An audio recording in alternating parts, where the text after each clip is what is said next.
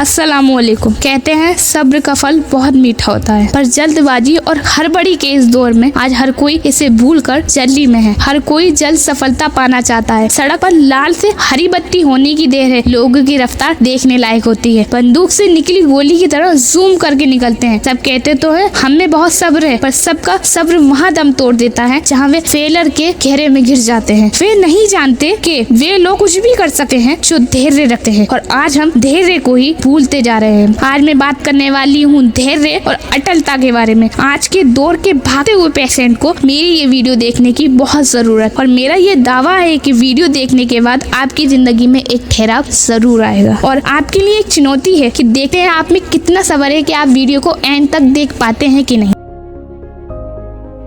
ने क्या खूब कहा है कि कोई भी चीज यदि अचानक हो जाए तो उसकी कोई वैल्यू नहीं हो, पर आज के टेक्नोलॉजी वाली युग में सब कुछ जल्द से जल्द सब कुछ चाहिए। पैसा चाहिए, दौलत चाहिए, सक्सेस चाहिए, सब कुछ जल्दी चाहिए। इसमें मुझे धैर्य की कमी दिखाई देती है। सब कुछ जल्दी, तुरंत, सब कुछ मैगी की तरह 2 मिनट में सब कुछ बना चाहिए, पर जिंदगी, करियर और गोल 2 मिनट में अचीव करने का खेल नहीं है। ये तो एक दाल बुखारा की तरह है जिसे धीमी आंच पर रात भर पकाया जाता है, और सुबह जो स्वाद आता है तो लोग उंगलियां चाटते रह जाते हैं। इस पर कबीरदास जी ने क्या खूब कहा है, धीरे धीरे रे मना, धीरे सब कुछ होए, माली सींचे सो घड़ा, ऋतु आए फल होए। यानी सब कुछ धीरज रखने से ही होता है। माली पेड़ को 100 घड़े से भी सींचता रहे तो उसमें एक दिन में फल नहीं आएंगे। फल तभी आएंगे जब फल आने का ऋतु आएगा। ये याद रखिए कि कुदरत कभी जल्दबाजी नहीं करती। क्या आपको पता है एक हीरे को बनने में 100 करोड़ साल लगते हैं। नेचर से आप सबसे अच्छी चीज सीख सकते हैं, सब्र, धैर्य। याद रखिए जब बच्चा माँ के पेट में होता है तो वे 9 महीने के बाद ही इस दुनिया में आता है। कोई टेक्नोलॉजी नहीं है इसको जल्दी बाहर लाने के लिए। और हर माँ बाप यही चाहते हैं कि बच्चा 9 महीने के बाद ही दुनिया को स्वस्थ होकर दे। इसमें कोई माँ बाप इम्पेशेंट, धैर्यहीन नहीं होना चाहते। तो असल जिंदगी में इतनी जल्दबाजी क्यों सब कुछ जल्दी कर लेने का जुनून सबके सर पर सवार है, और ऐसे सफलता आपके हाथ नहीं लगती तो आप हताश हो जाते हैं। दोस्तों ये वीडियो बेहद खतरनाक और दिलचस्प होने वाली है, इसलिए लास्ट तक बने रहिए। आज के इस दौर में लोग सबसे बड़ी गलती क्या करते हैं मालूम है आपको? मैं बताती हूँ। कुछ लोग ठीक उस लड़की की तरह है जो एक कुआं खोद रहा है और 20 फीट खोदने के बाद उसका पेशेंट जवाब दे जाता है। उसको लगता है कि वे गलत जगह खुदाई कर रहा है। वे फिर दूसरी जगह खोदना शुरू कर देता है। वे वहाँ से भी उसे पानी नहीं मिलता तो वो तीसरी जगह खुदाई करना शुरू कर देता है, और 20 फीट खुदने के बाद वहाँ से भी पानी नहीं मिलता तो वो चौथी जगह खोदना शुरू कर देता है। उसको एक बात समझ नहीं आ रही कि यदि वे धैर्य के साथ एक ही जगह पर 70 फीट खोद लेता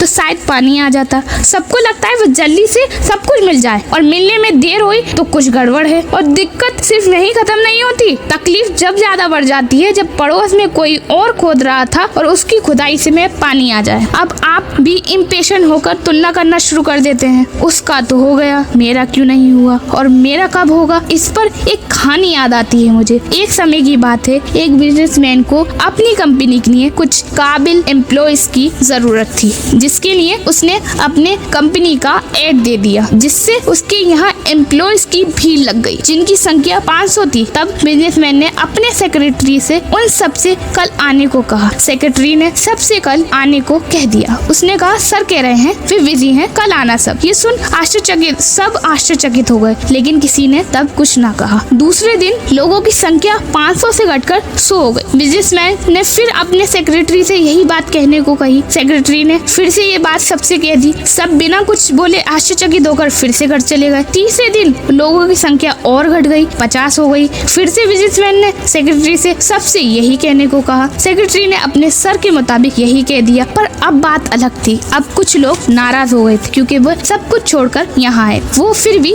बिना कुछ कहे वहाँ से चले गए। चौथे दिन लोगों की संख्या और घटकर 30 हो गई। इस पर भी बिजनेसमैन ने सेक्रेटरी से वही बात दोहराने को कही। सेक्रेटरी ने अपने सर के मुताबिक वही बात सबके सामने दोहरा दी, पर अब बात और बिगड़ चुकी थी। सब क्रोधित हो गए। लोग उन्हें बॉस को बुरा भला बोलने लगे थे, पर कहते भी क्या, सब बड़बड़ाते हुए अपने घर चले गए। 5वें दिन दिलचस्प से आगे सुनिए। 5वें दिन सिर्फ 10 लोग आए। अब बॉस बाहर आते हैं और वो उन 10 को नौकरी दे देते हैं, ना उनका इंटरव्यू लेके, ना उनसे कुछ पूछताछ करके, और उन्हें अपनी अपनी कंपनी का काम समझा देते हैं। और 10 लोग भी बहुत मेहनती थे, उन्होंने कुछ पूछे बिना अपने काम में लग गए और काम में लगते लगते उन्होंने इतना बड़ा काम किया कि वो कंपनी घर घर में ही नहीं देश विदेश में फैल गई। सब बस उसी कंपनी के गुणगान गाते गए। इसी बीच एक एम्प्लॉय ने अपने बॉस से पूछा कि आपने उस समय हमें बिना इंटरव्यू दिए 4 दिन तक घर भेजाते रहे और 5वें दिन आपने इंटरव्यू भी नहीं लिया और फिर हमें जॉब दे दी, क्यों? बिजनेसमैन बोला, माय डियर,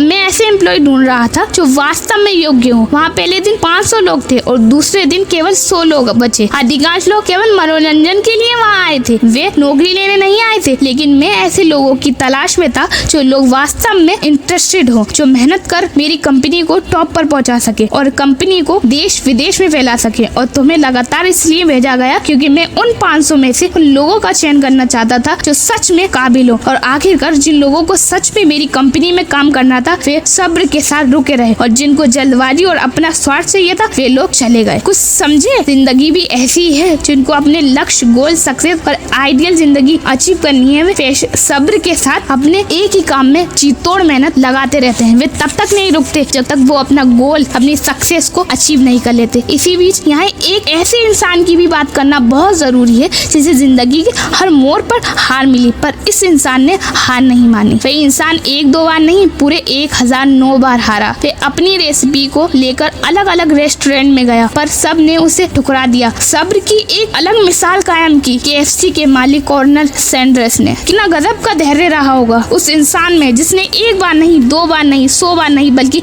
1009 बार हार का सामना किया। उसने उनसे सबने कह दिया कि ऐसी रेसिपी 2 कौड़ी की है, दोबारा हमारे यहाँ ऐसी चीजें मत लेके आना। क्या सब्र रही होगी उस इंसान की अपनी रेसिपी के प्रति कि एक दिन यही दुनिया वाले इसे लाइन में लगकर खाएंगे। 62 साल की उम्र में जब सब रिटायरमेंट की सोचते हैं, ये इंसान अपनी KFC खोल रहा था। कर्नल सैंडर्स के बस 2 ही लाइफ रूल हैं। पहला, डू ऑल यू कैन, दूसरा, do the best you can. 90 साल की उम्र में कर्नल निमोनिया के कारण दुनिया को अलविदा कह गए। तब 6000 KFC दुनिया के 48 देशों में खुल चुके थे। 2022 तक दुनिया के 150 देशों में 25,000 से भी ज्यादा आउटलेट KFC के खुल चुके थे। दोस्तों, जिसके मालिक को 1009 लोगों ने रिजेक्ट कर दिया हो 62 साल की उम्र में, पर वे लगा रहा पेशेंट और परिश्रम के साथ, धैर्य और अटलता के साथ, और उसने इतिहास रच दिया। मेरा मानना तो बस यही है कि कुदरत हमारी मेहनत का जर्रा भी जाया नहीं करती है। आप एफर्ट लगाकर बोल सकते हैं पर कुदरत कभी नहीं भूलती।